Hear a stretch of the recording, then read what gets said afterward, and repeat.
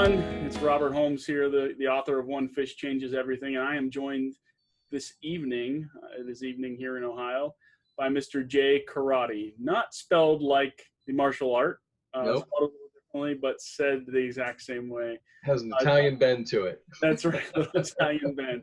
And so Jay is joining me this evening to have a great conversation and learn a little bit about Jay and what he does. Jay and I met through a group called Men of Influence, and Jay's leadership clearly stands out within that group, and I think within the community here in Columbus. So happy to have him. And Jay, thank you for taking the time out with us this evening.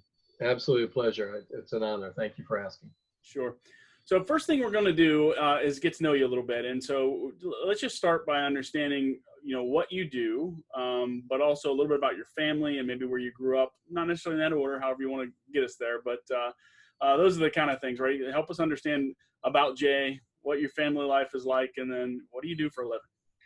Thanks. I was born in Mansfield, Ohio, an hour north of Columbus, and in a time that there were in fact 4 digits in that year. So I'm happy to say that although older, there were 4 digits in that year, and lived there till I was 14, and then moved to Fort Myers, Florida. Blizzard in 1978 hit, and my dad had said, this is enough, and so we moved to Florida. I was very fortuitous, and I'm going to high school in Fort Myers with my wife now, although obviously I was just a teenager with big eyes at that particular point after Pam, and we got married when we were 19. I had moved to North Carolina in the interim and lived in North Carolina for 8 years, and then we moved back to Ohio here in 1990. So Pam and I have been married. It'll be 38 years. I tend to give dates at some point from one of my mentors. You would always say that he had been married X number years, months, and days, and so I started doing that with Pam. So on this day, we've been married 37 years, 11 months, and 10 days. So That's awesome. I beg your pardon, 10 months and 10 days. But it's fun because every day that I'm married to her, I am just blown away with joy. So we got married when we were 19. 1 year later, she's pregnant with our first child, which was a bit by design. So we have 2 children, 2 grandchildren. Both of our kids are married, and so we're enjoying that world of life from that standpoint. Professionally, my world has absolutely zero logic from a career trajectory standpoint. The only answer I can truly tell people is, but God, because it just doesn't make sense. I got in the television news business when I was 16 years old as a photographer and editor, and worked my way through those ranks. I spent 13 years in that industry. Felt compelled to go into, again, it just seemed right, to go into a custom clothing business. I represented an organization called Tom James for 21 years, an international organization where we would call on our customers in their office or their home and deal with high-level businessmen, which is a tremendous education as well. So direct sales world, but all of our clothes were made here in the States. And so again, a whole nother story as well. At that point, again, the Lord just moved me into the catering and event planning business, the restaurant business. That was 6 years ago. And then in that midst, again, through some other things that had taken place, met a guy that is the head of a nonprofit that I run now called Protect the Faith. We're a nonprofit security ministry, the only fully nonprofit security ministry in the country. And what we do is we train churches, lay teams at churches to provide security for their flocks as they are together, churches and synagogues primarily. There's a lot of bad in the world, and we help people understand certainly the biblical understanding of shepherd and sheep, but we take it and go, this is what a sheepdog does, and a sheepdog needs to know what a wolf looks like. And so we help sheepdogs understand what wolves look like. Wow, that's really interesting. And you're right. There's a lot of bad people, and unfortunately, the church is a target, unfortunately. And you see it over and over again. You've seen it throughout history, since way back. So a definite need for what you're doing, and I find it really interesting that you've taken the career path that you have to get where you are. It's really wild. At one point, I had a full head of hair. I think maybe maybe the changes in careers has caused some of that to happen as well. Yeah. And God bless my wife. She's been there, said, I believe in you. I believe in what you're doing, and this ministry aspect is I'd always felt that I would be in ministry. I didn't think it was going to be this way, but I always believed that there would be a ministry calling at some point as well. Yeah, that's great. That's great. It's funny because I look at you and what you've done, and you've jumped from career to career to career and career to career. But the thing that I'm sure has stayed consistent in that is that you're a strong leader, right? You couldn't possibly make a jump from one completely different career to another completely different career and be successful at it unless you know how to lead and influence people, right? Because it's not all about you. It's all about your team and the people you get to work with. Right? 100%. And anytime I ever think it's about me, then I shouldn't be doing anything. It's always about, one of my mentors at one point said, we never want to make the decision for the benefit of one, but always for the benefit of the entity. And sometimes that means the one may not like that decision, but it's for the benefit of the company so that we can all grow as a very cohesive unit in that process. And it's always got to be about our customers and being a person of influence. Even when I was producing newscasts, I always thought about what's it look like when somebody's tuning into this show. Am I making their life better for that 28 minutes and 56 seconds that we were on the air? Am I making their life better in that time? And if I'm not, I shouldn't be doing this. So it always has to be value added for the customer. And that's, so it has been. I appreciate your kind words. And I think that I have been, because it's always been about impacting people. And part of that is I'm just not afraid of hard work. I really think I can outwork just about anybody. So people knew what they were getting with somebody that if we got to go, we got to go. In the catering business, we ended up building a restaurant. I didn't think that was what we were going to do, but we ended up building a restaurant at the time. It was on top of a historical building in downtown Columbus. Unfortunately, some COVID things, or through COVID, there was some issues. I had left the industry at that particular point. But at that particular point, I was 18 hours a day, 6 days a week as we're building this thing. From the very first nail being dropped to opening up was 6 months. And so we humped it hard, but that's what the goal was and that's what the plan was. So part of that integrity from a leadership standpoint is having balance. So I love business. I honestly am not a workaholic. When I'm not working, my phone's off and I'm quiet and that's it. But when I'm working, I'm all in. So why not? Why not be all in when you're supposed to be doing? Yeah, that's good. That's good. The right thing to do is what you should do when you should be doing it. I love it. That's your little phrase there. That's one of them. That's my takeaway. The right thing to do. The right thing to do is what you should do when you should be doing it. I love it.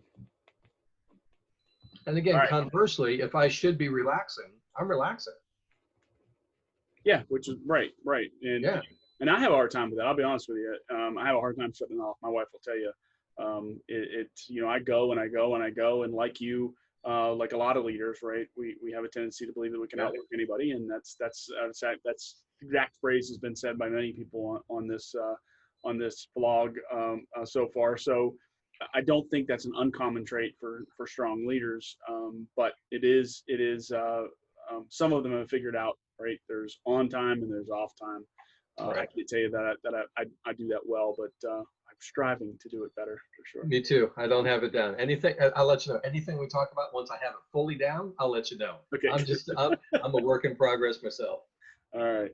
So hey, we're gonna play the rewind game. It's something we do each and every time here, and with you, we've rewound a little bit already and seen this crazy path that you've taken. What were you doing in 1987? 1987. I was living in Durham, North Carolina. In 1985, I was representing an organization called Cap Cities Communications. All of their stations were in capital cities of states, and there were some things going on. In 1985, Cap Cities Communications bought the ABC television network. So I went from being, although still regional, I then started representing what's called an O&O, an owned and operated TV station. And in that world, that's significant. And so I represented ABC O&O in the Southeast United States in Durham, North Carolina.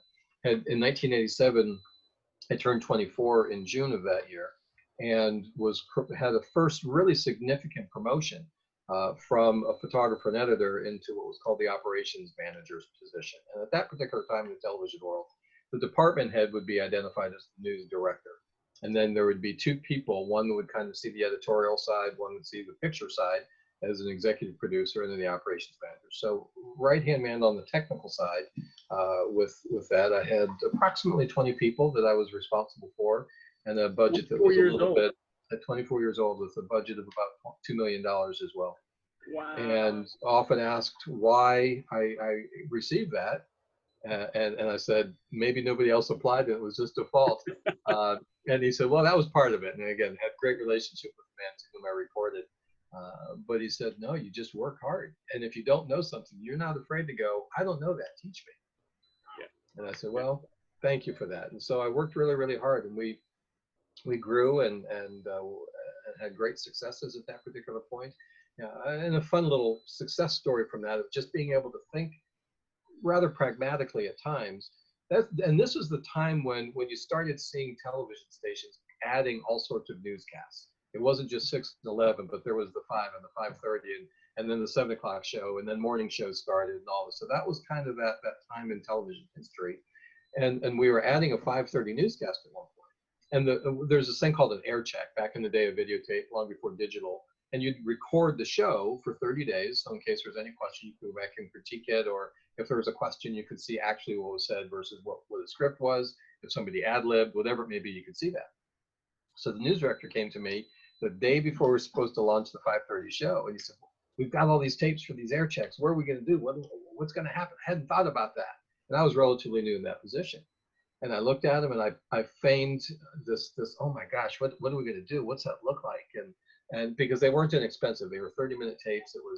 They were made by Sony. It was actually a beta tape back when Betamax and VHS were around. And so beta went a little bit more broadcast. But anyway, long story short is we needed 31 of these things for this cast. And it was about if I remember correctly, it was not a horribly expensive expense, but it was probably in the $4,000 or $5,000 range to buy all these tapes.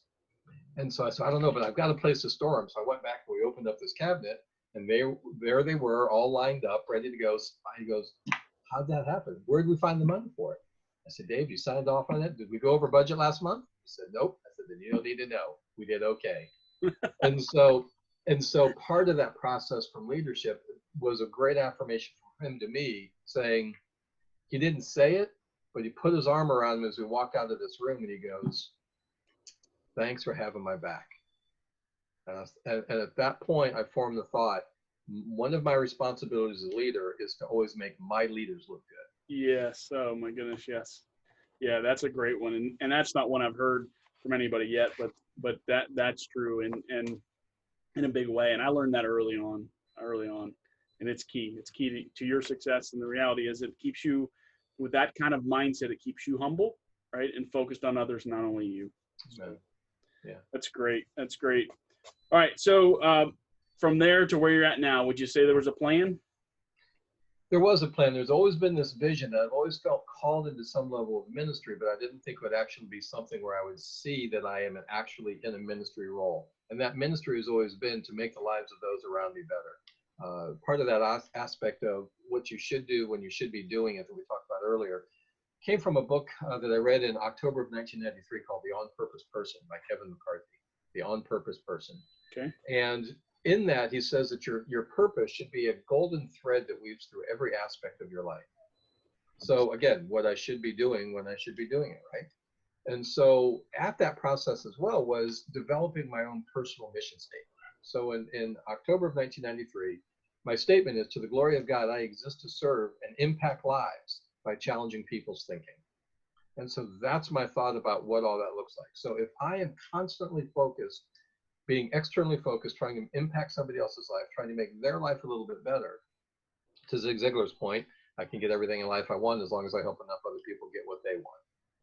So in thinking through that, my thought was they have to get there first, and then they don't matter. It doesn't matter to them if I get what I want, because they've already gotten what they want. But I need to know what I want. And I wanted to be in a position of influence in whatever area that was. So yes, I did get here. I didn't set out in the plan to be, when I was in the television business, I thought I was going to retire from that. When I was in the clothing business, I thought I was going to retire there. The catering business, I wasn't quite sure I was going to go there. I was there. Again, it was very fortuitous and divinely inspired because of some medical issues that came along at that time that again, I didn't know were there, but that manifest 3 weeks after I started. Again, it was a friend of mine who said, I really think, I need you to run my business. What do you think? I go, yeah, let's explore it, see what that looks like. So I had known him for 20 years, even before I started reporting to him and working for him. and something came up 3 weeks after that would have caused me to have been forced out of the television business. And I thought, wow, isn't that interesting? God's fingerprints in my eyes is how I see that as well. So all that to say that yes, there was a plan, but it wasn't I'm going to do this. I'm going to go work for this big bank, then go work in the stock world and go through the world of finance or whatever it may be. I've ended up where I have of being in a leadership role by always having a focus and a daily goal of finding out a way to impact somebody else's life. I need to make somebody else's life better. Rich DeVos, in one of his books, if I'm not mistaken, said at some point everybody should always feel better having left your presence than when they came in. Yes. And yes. so my thought is, have I done that to make sure when we have an encounter with anybody, whether it's a grocery store clerk or an intentional meeting of business, whatever it may be, do they feel better because they had a chance to spend 30 seconds or 30 minutes with me? And if I haven't done it, I have failed them, and I can't do that. That's my wife, that's my kids, that's people, that's church, that's this event that you and I are doing. Hopefully lives will be changed for the better as a result of this conversation you and I are having. Yeah, that's great. It's a great focus, and it's so easy to miss that. It's so easy in the world, the way the world is today, and there's so many distractions we have. It's so easy to miss that. So it's great to hear somebody that keeps that in focus. All right, so I have personally been blessed by many mentors. You've already mentioned some mentors in your life. Tell me a little bit about some of those people. Certainly. First was a guy by the name of Ed Canoy. Ed was from a little town called Bisco, North Carolina. He was a dentist in Durham and was a teacher in the class that I was at one point when Pam and I first got married. And he was old then in my book. He was 56 at the time, so I just turned 57. So he was my age when he first started impacting me. And he had a place up in the mountains of North Carolina that he had for a long, long time. And he enjoyed being a dentist and enjoyed making money because he would use those monies for other people to go on missionary trips and be self-supporting and be able to buy his own supplies and his own anesthesia and his own tools, everything for these trips. And so he would come and get me oftentimes. He also had a farm where he'd go pick peanuts and potatoes, and he would pick me up at 4:30 in the morning, many, many Saturdays. And I looked at him once, I said, there are two 4:30s on the clock. We don't have to see them both. It's okay at that point. So he would pick me up and we would talk, and he would never, ever, ever have an agenda. The agenda was no agenda. And by saying that, he did have an agenda, but it was what was my world like. And so how are things? And sometimes we would just sit and laugh and talk. And sometimes I'd ask him scriptural questions, spiritual questions, because I valued his input to biblical insight as well. There'd be times I'd say, we're newly married and I'm really struggling with this. Help me, what that looks like. And so Ed was really profound in that standpoint. Truly one of the greatest men I've ever known. I had a chance to visit with him. We had moved from North Carolina years and still communicated. And he had some failing health, and I had a chance to visit with him about 30 days before he passed away. And it was a joyous time. I need to move on or I'll start weeping just thinking about the great memories, because that's good. It's a profound impact. Jim what McEachern. What a blessing to have those kind of people in your life, right? I mean, it's just unreal. You kind of look back and say, would I be who I am if it wasn't for that influence? And I have a real quick resounding no, I wouldn't be. Absolutely wouldn't be. Pam and I wouldn't be married still. We wouldn't have some of the relationships that we still have from all that time. Again, we've moved from Durham 30 years ago and still have relationships with people down there as a result of that. And it was part of that process. Right. Two other guys, Jim McEachern, Bob Shearer. Jim McEachern was one of the founders, although Spencer Hayes was truly the founder of Tom James. He was the first president and CEO, and Bob Shearer was one of the presidents. And Tom James ran a $50 million company when I left it 7 years ago, internationally, owned all of its factories here. 96% of the clothes that were made and sold by the company were made here in America, not made in Asia. So really profound of what that was like. But Jim was from West Texas, and had a bit of a whistle in his talk. And we had a similar barber, and I met Jim for the first time on January 3rd of 1993 at the JW Marriott in Houston. and at the Galleria. And the first time I heard all these great things about him. And he had written a book with Bill Glass called Plan to Win, and just heard all these great things about Jim. Their kids actually married each other. Bill Glass's kid and daughter and Jim's son married each other. So that was part of that relationship as well. And so the first time I met Mr. McEachern, I stuck my hand out, and he said, I've heard a lot of great things about you, Jay. And I said, oh, well, I appreciate it. And he looked at me and said, how are Pam and Tiffany and Jordan? And I went, wow, we've known each other all of 13 seconds. And you know that about me? And he said, you're important to me. You're part of our world, part of our community here. And if I can't let you feel important, why would I ever expect you to listen to any influence I may ever have in your world? So you're more important to me than any job you'll ever do. Wow, that's impressive. So and I said, well, Mr. McEachern, and he goes, nope, please call me Jim. I said, well, thank you, Jim. I'd like to do that. And I said, but I understand you're a hugger. And he goes, and he looked at me and goes, would you like a hug? I said, yes, sir, I would, because I'm a hugger too. And literally, he grabbed a hold of me and he didn't hug me, he embraced me. Yeah, that's awesome. And that embrace said, I love you.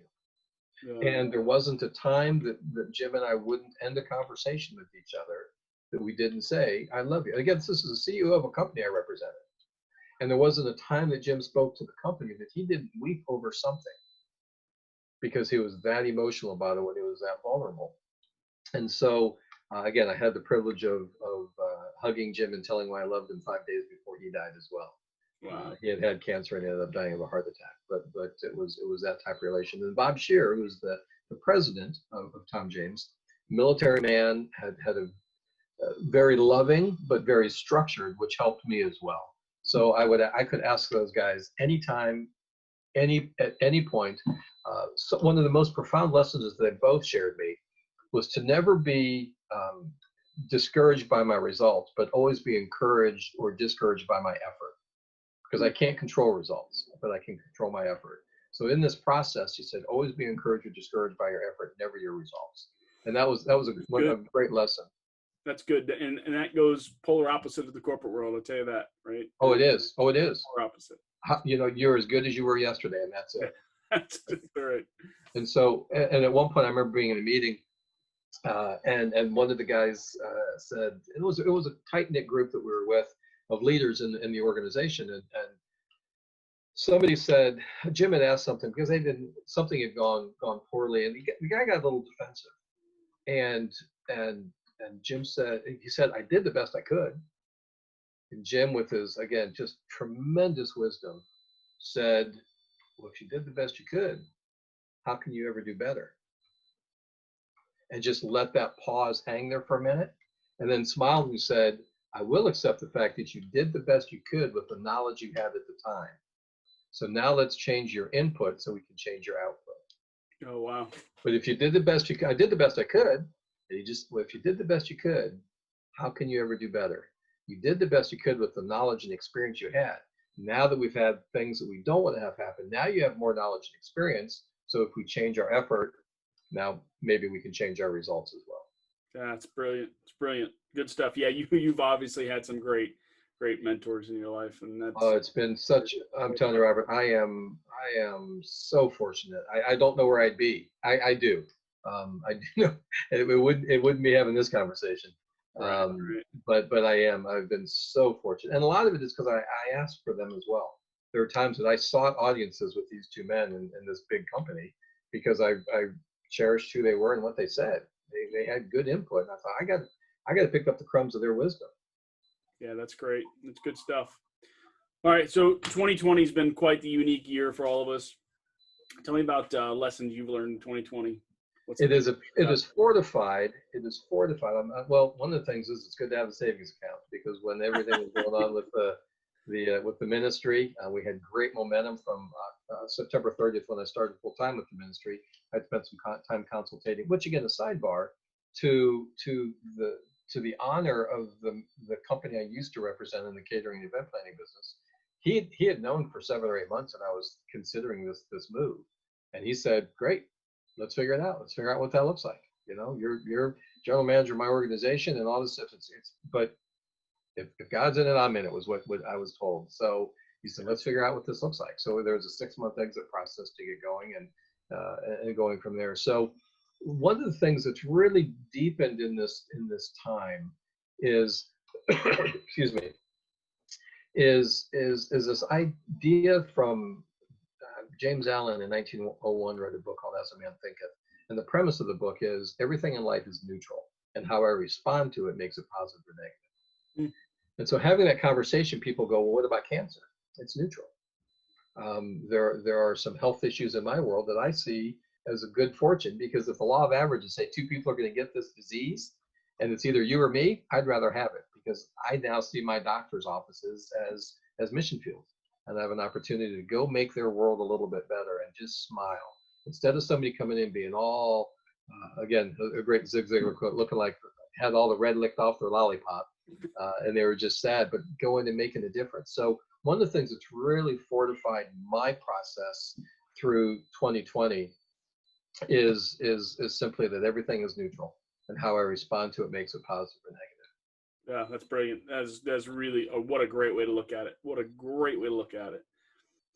I can tell you that there's been a lot of lessons learned from a lot of different people that I've spoken to, but many of them haven't really looked at it in regards to perception, and that's really what it comes down to, right? We started this off by perception. It is. Looking at the size of the fish, and I walked back there, but really it's perception, right? It's how you perceive things, right? And it is. And you may know this story, and maybe it may be new for others, but the story goes, and again, it's a bit of a joke, but the story goes that there are these 2 28-year-old boys. One's always happy, one's always sad. And the psychiatrist asked their parents, "Can I do a study to see why they're identical twins? One is always happy, one's always sad. Can I study them a little bit?" So he puts them in 2 separate rooms filled with horse manure. There's very little room to walk around. So he waits 20 minutes, goes in.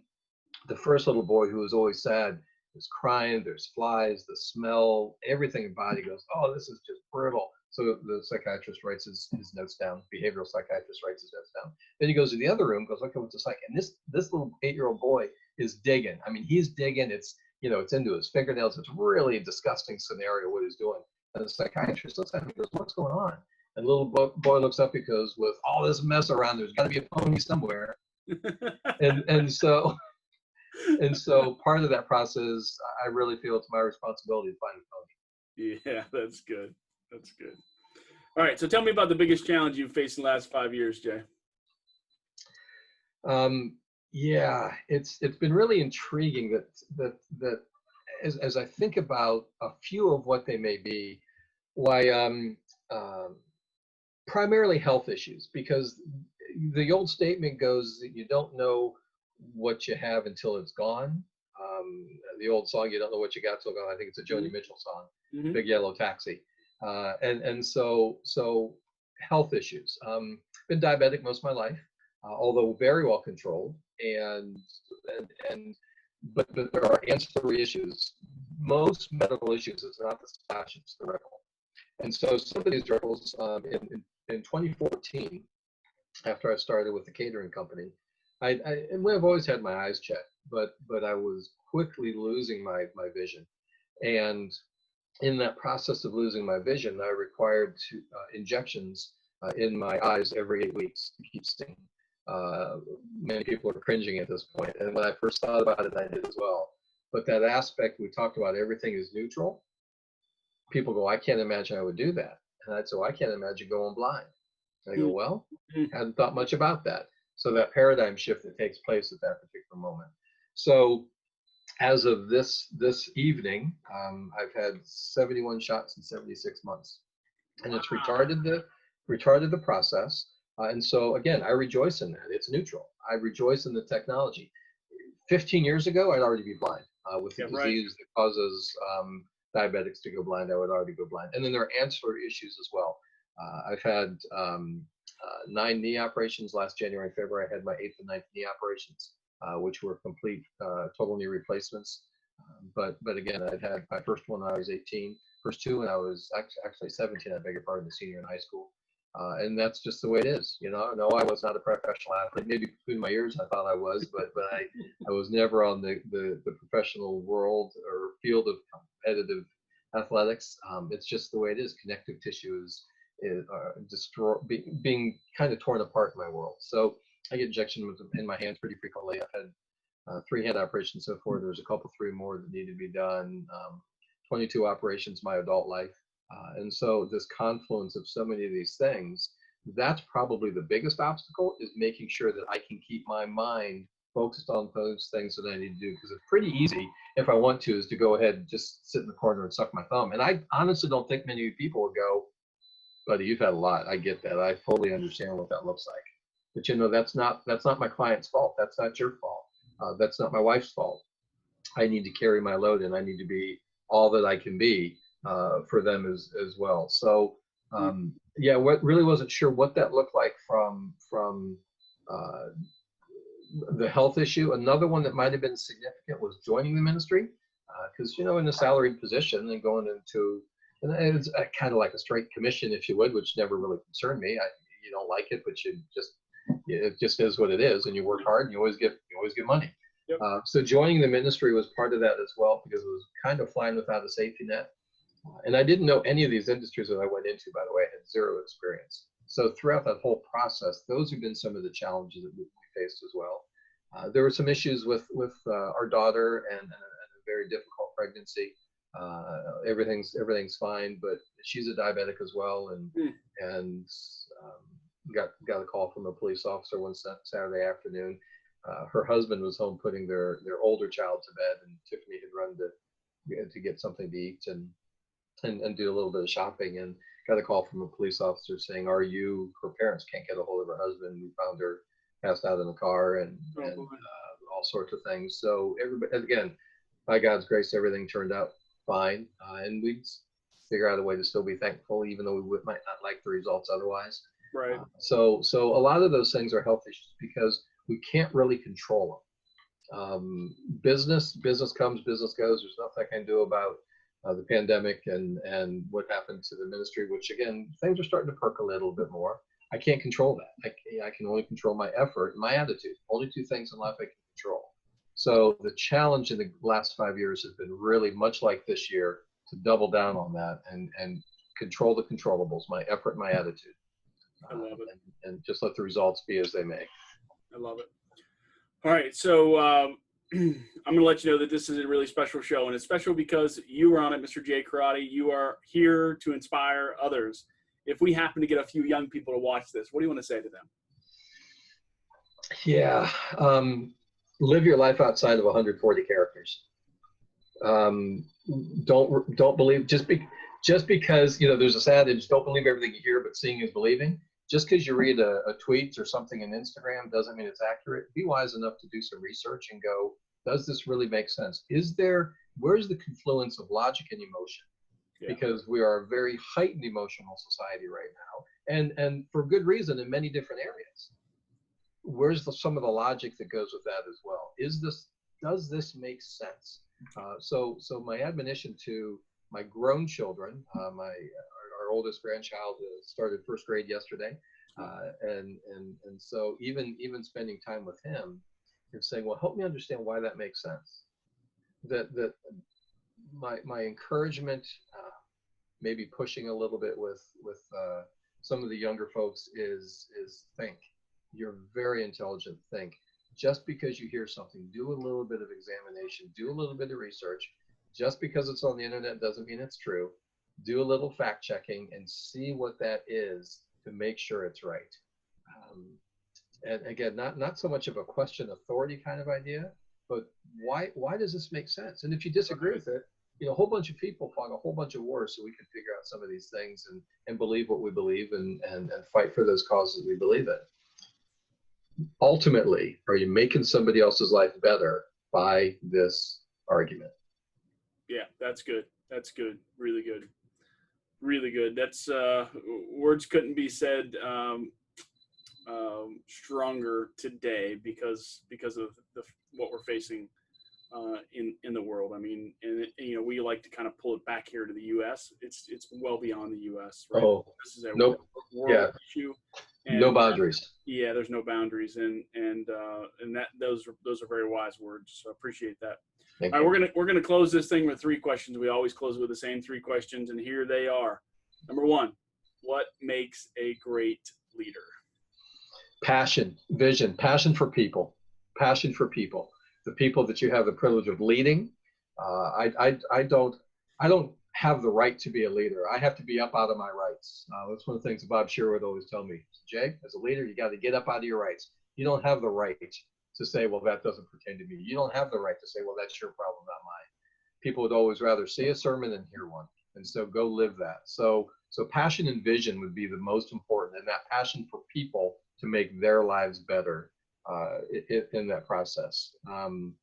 That's what I think makes a great leader, is a willingness to, a level of vulnerability as well, to go, I don't have all the answers, and realize I've never been a big fan to say from the CEO to the janitor, because at some point that puts, now granted, I understand there is that inverted funnel and it has to be that way.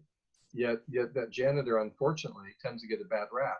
Yeah. Nobody, until your wastebasket's full, and they're the most important person around. Yeah. So letting people know when somebody's washing a window, you walk by it and say, that's the cleanest window I've ever seen. Thank you for doing a great job. I think the ultimate thing that a leader can do as well is catch people doing stuff right. Yeah. Oh yeah. That's good. That's good. And you learn yourself as a leader what motivates you, and that's one right there, right, is affirmations for me, right? If somebody acknowledges something that I've done and says it's good, I'm loving it, and I'm working twice as hard. You are. Someone's going to criticize something I've done and shoot holes in it, right? I'm not really wanting to work harder, right? To hear more discredit. So yeah, I believe everybody has a big sign around their neck that says "Make me feel important," and it's my job to validate that. Again, does not excuse bad behavior. Entirely different story. Right. But let's catch them doing something right. Yeah, that's good. All right. So, who was the best leader in history in your eyes? My eyes, I would start first with Jesus. He had to create a cause. Again, if I could take a biblical principle and make it business, he's starting this entrepreneurial kind of idea with these 12 guys that he called, and they have no idea what his mission is. And one of them is going to betray him, but it's beyond that. So that's part of it. But then I look beyond that and I see Peter, one of his disciples. Peter, if you know anything about the Bible and what it looks like, is well known for some tremendous errors in his world. Yet that reconciliation that took place and who he became for that cause and what he said, even having letters canonized that he had authored, whether actually written them or dictating them is immaterial to me. But that's really important from that particular time as well. Bringing it modern day, I'd say probably President Lincoln. We had tremendous angst in our country, and he figured out a way to go, yes, I have to take sides. Right is right, wrong is wrong, but he still brought some unification through that process to the extent that it cost him his life. Yeah. And then even a little bit more modern, I've always been a fan of Winston Churchill and what that looked like during the Blitz, during World War II. Not a very popular leader at times, but one who is very well known for saying that success is not final and failure is not fatal. It's the courage to continue that counts. And so you got to keep going on. Don't worry about the race in front of you, but literally one step. That's all you can worry about. If all you can do is take one step, then take one step, and then take another, and then take another. All right, so we're gonna end it here. When it's all said and done, Jay Curatti, when it's all said and done, and you've moved on to the great heavens in the sky, what do you want people here on earth to remember about you? That he loved and served his wife, that he loved and served his children and his grandchildren, that he loved and served their friends and his friends, that he loved and served those people that he was with, and ultimately that he loved and served his Lord, and that I would ultimately hear, well done, good and faithful servant. What a way to end it. What a way to end it.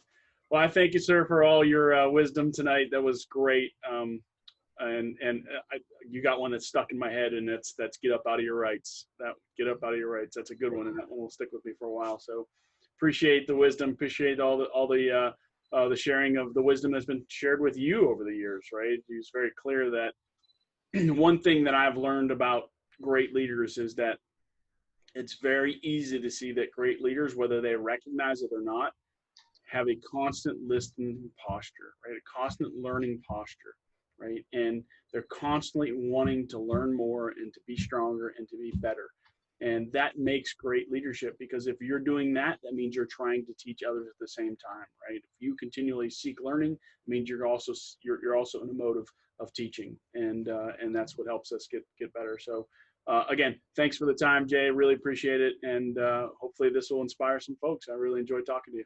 It's my pleasure. Thank you. You honor me by asking, and it was truly a pleasure. Thank you, Ron. No worries. Thank you.